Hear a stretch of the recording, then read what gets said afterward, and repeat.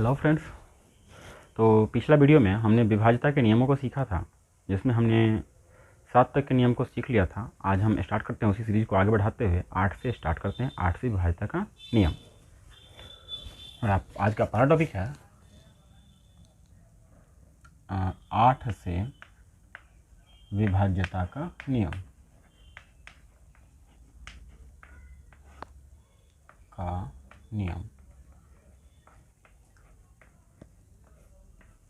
देखिए, इसके लिए आपको ध्यान रखना होगा, जैसे कि यदि हमने कोई भी संख्या लिया, कितनी भी बड़ी संख्या हो,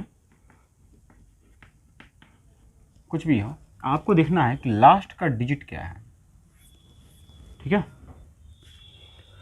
यदि लास्ट का कोई भी डिजिट हो, मान के चलिए कि हम कुछ भी ले लेते हैं लास्ट का डिजिट, यदि हमने कुछ भी ले लिया तो आपको लास्ट के डिजिट में आपको ये ध्यान रखना होगा कि इससे जो बना हुआ संख्या है, ये लास्ट का जो तीनों डिजिट है, या तो तीनों के तीनों जीरो होना चाहिए, या तो लास्ट का तीनों डिजिट जीरो होना चाहिए, या लास्ट में जो तीन गो डिजिट है ये संख्या 8 से डिविजिबल होना चाहिए, मतलब 8 से कट जाना चाहिए। यदि इस प्रकार की संख्या हो, या तो तीनों जीरो हो तो भी 8 से ये विभाज्य होगा, मतलब तीनों जीरो होता है तो भी यह संख्या 8 से कट जाएगी। और यदि तीनों संख्या जो है, तीनों अंक से बनी हुई जो संख्या है वो यदि 8 से कट जाए, जैसे कि 8 5 जा 40, 8 5 40, ये खत्म, आगे आपका 5 आया, ऊपर से 6, 8 7 जा 56 कट रहा है। तो कहने का अर्थ ये है, कहने का मतलब है कि यदि इसमें तीनों डिजिट या तो जीरो होगा तो भी कट जाता है, जैसे कि देखें 1 2 3, और तीनों डिजिट लास्ट का यदि हम जीरो ले रहे हैं तो भी ये 8 से कट जाएगा। हमने काटने का तरीका बताया था डायरेक्टली, 8 1 जा 8, यहाँ पे 12 है तो 8 से 4 एभव है, 4 ज़्यादा है, 4 पर 3 43, तो 8 5 40, 40 के बाद 3 ज़्यादा हुआ, 3 पर 0 30, तो 8 3 24, फिर बचा 6, 6 पर 0, तो 8 7 56, फिर बचा 4, 4 पर 0, 8 5 40। ये संख्या आसानी से कट गया। ठीक इसी प्रकार यदि हमने इस संख्या को यदि लेते हैं तो 1 2 3 4 5 6, यदि हम इसी संख्या को लेते हैं फिर से, तो हम 8 से यदि डिवाइड करते हैं तो देखिए 8 1 जा 8, आ गया 4 एभव है, 4, 4 पर 3 43, 8 5 40, 3 3 पर 4 34, तो 8 चौके 32, 2 5 25, 8 3 24, 1 6 16, 8 19 16। देखिए ये आसानी से कट जा रही है। तो इस बात को ध्यान में रखिएगा 8 की विभाज्यता के नियम के लिए, कि मतलब कोई संख्या 8 से कटेगी तभी वह कट सकता है जब लास्ट का तीनों डिजिट वंस, टेंस और 100, ये तीनों प्लेस पर जो डिजिट है या तो वह जीरो होना चाहिए, और नहीं तो इससे जो बना हुआ जो संख्या होगा वह 8 से कट जाना चाहिए। ओके, तो मुझे लगता है ये आपको समझ में आ गया होगा। आगे बढ़ते हैं, 9 से विभाज्यता के नियम को समझते हैं।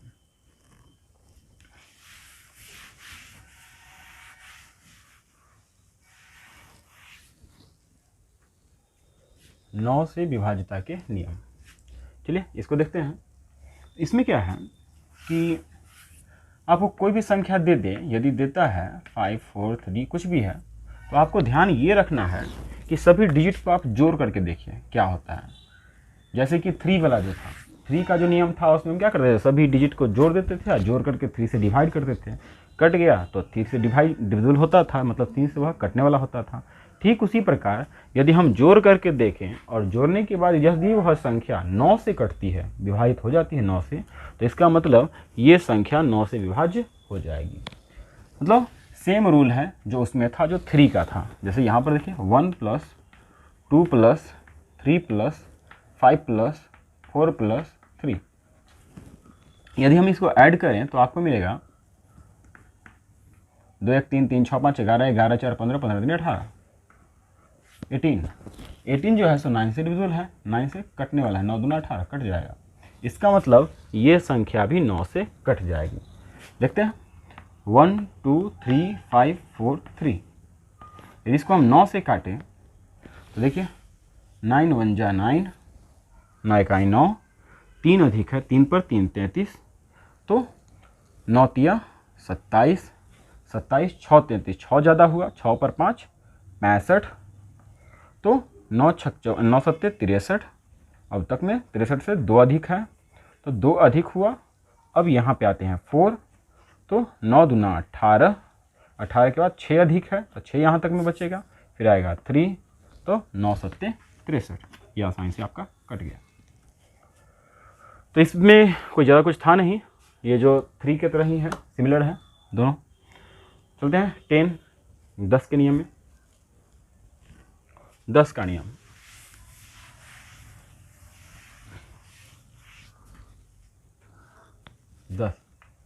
ये सबसे आसान है। 10 से विभाज्यता का नियम सबसे आसान है। आपको कोई भी यदि संख्या देती है, प्रश्न में दिया जाए, और लास्ट का डिजिट यदि इसमें 0 होता है तो वह संख्या 10 से कटेगा, नहीं तो नहीं कटेगा। यह सबसे आसान है, इसमें कुछ ज़्यादा कुछ करना नहीं है। कोई भी संख्या हम ले लेते थे, इसके यदि 10 से डिवाइड किया जाता है, 0 से 0 हम काट सकते हैं, अर्थात 10 से पूरा कट जाएगा। तो इसमें आपको ज़्यादा दिमाग नहीं लगाना है, सीधा सा देखना है कि लास्ट का डिजिट क्या है। लास्ट का डिजिट यदि 0 है तो वह 10 से कटेगा, नहीं है तो नहीं कटेगा। अब चलते हैं 11 की विभाज्यता का नियम को हम ध्यान से समझते हैं। इसमें थोड़ा सा आपको ध्यान से समझना पड़ेगा। 11 से विभाज्यता का नियम, देखिए इसमें क्या करना है। मान के लिए कि हम कोई इसी प्रकार से अपना कोई भी संख्या हम ले लेते हैं, आप ध्यान से इसको देखो, समझ में आ जाएगा आसानी से। अब वो करना क्या है कि एक एक डिजिट को छोड़ करके आपको ऐड कर दीजिए। हमने क्या किया, इधर से पहला से स्टार्ट किया, दूसरा को छोड़ दिया, तीसरा को लिए, चौथा को छोड़े, पांचवा लिए, छठा को छोड़ दिए, फिर सातवां को ले लिए। ठीक उसी प्रकार इधर से भी ले लीजिए, ठीक है। अब आप जो है ये इधर से जो मिला है, जो हम लिए हैं उसको ऐड कीजिए, तो क्या मिलता है 2 + 4 + 4 + 2, अर्थात ये हो गया आपका 4 4 8 4 12। यदि हम इधर से ऐड करें तो 5 + 3 5 + 3 + 5 + 3, अर्थात 5 3 8 3 11। तो यहाँ पे 1 कर लीजिए ताकि हमारा मैच कर जाए। देखिए ध्यान से, ये जो करने के बाद, ऐसा करने के बाद आपको जो यहाँ पे जो मिलता है, इसके जोड़ने पर जो मिला और इसको जोड़ने पर जो मिलता है, ये दोनों का डिफरेंस निकालें। 11 - 11 तो आपको मिलेगा 0, ठीक है। तो 0 ही नहीं, यदि यह 0 आ जाए, ये दोनों को घटाइए, घटाने के बाद यदि 0 आ जाए, या घटाने के बाद यदि 0 आता हो, या यदि 11 आता है, यदि 11 का मल्टीपल आता हो, 11 हो, 22 हो, 33 हो, इस टाइप से कुछ आ रहा हो, तो इस स्थिति में ये जो संख्या होगी वह 11 से डिविजिबल हो जाएगी, मतलब 11 से पूरा कट जाएगा। देखते हैं 2 3 4 5 4 3 1, इसको 11 से काटते हैं तो 11 दूना 22, 1 बचेगा, 1 पर 4 14, 11 1 11, देखिए 11 दूना 22 बचेगा 1, 1 पर 4 14, 11 1 11 बच जाएगा 3, 3 के बाद आएगा ऊपर से 5, तो 11 3 33, 33 के बाद 2 अधिक होगा, फिर आएगा ऊपर से 4, 11 दूना 22, 22 से 2 ज़्यादा है, 2 पर 3, तो 11 दूना फिर से 22, बचेगा 1, 1 पर 1 11, तो इतना बार में ये कट जाएगा। चलिए कुछ एक और उदाहरण ले लेते हैं कि हमने कहा सीधा सा कि घटाने के बाद इस प्रकार से आप इसको पहले कर लीजिए, इसको घटाइए, घटाने के बाद या तो 0 आना चाहिए नहीं तो 11 का मल्टीपल होना चाहिए। इसी प्रकार से दूसरा क्वेश्चन देख लेते हैं, समझते हैं इसी में। जैसे मान के चलिए हम कुछ ऐसी संख्या ले लें कि 5 8 7 3, कुछ भी हमने ले रहा है, इसी प्रकार से हमने ले लिया है। चलिए 5 2 7, 7 7 14, 14 2 16, इधर से हो रहा है 16। अब कुछ ऐसा लेते हैं कि चलिए उधर से 5 ही बचे, ऐसा सेट कर लेते हैं। चलिए 1 2 3 3 2 5, इस प्रकार से हमने सेट कर लिया। सपोज दैट कि 1 + 2 + 2 हमने अपना इच्छा से सेट कर लिया 5। अब देखिए दोनों का यदि डिफरेंस निकाला जाए तो आपको मिलता है 16 - 5 = 11। तो हमने कहा था कि यदि एक एक अंक को छोड़ करके आप जोड़ देते हैं इधर से और उसको भी जोड़ लें तो आपको जो मिलता है इसका दोनों का डिफरेंस निकाल लेना है। डिफरेंस निकालने के बाद जो भी यदि डिजिट आता है वह आपका या तो 0 आना चाहिए था और नहीं तो 11 का मल्टीपल 11 का गुणज होना चाहिए था, 11 से कटने वाला। तो यहाँ पर हम देखते हैं तो 16 में से 5 घटता है तो हमको मिल जाता है 11। इसका मतलब ये 11 का गुणज ही है, तो इसका मतलब ये संख्या जो है वह भी 11 से पूरी तरह विभाजित होगी। चेक करते हैं 2 2 1 5 2 7 2 2।